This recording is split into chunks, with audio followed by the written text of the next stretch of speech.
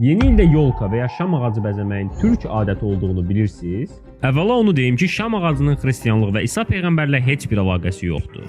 Əslində şam ağacı təkcə türklərdə yox, bütün paqan, yəni çox Allahlı dinlərdə xristianlıqdan daha əvvəl mövcud idi və sonradan əvvəlki inanc formasını tamamilə itirdi.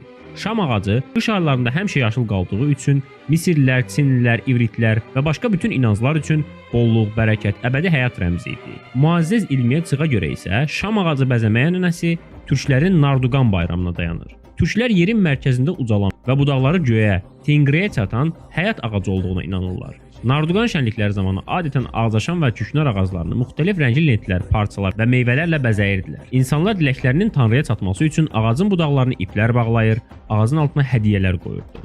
Tarixçilər bu ənənənin bunlar vasitəsilə Avropaya köçdüyünü və daha sonra Qərbin xristian mədəniyyətinə daxil olduğunu qeyd edirlər. Amma bu çox güclü versiya deyil, çünki xristianlığın şam ağacı ilə əlaqələndirilməsi daha çox 8-ci əsrdə Almaniyada yaşayan müqəddəs Bonifasın adı ilə bağlıdır.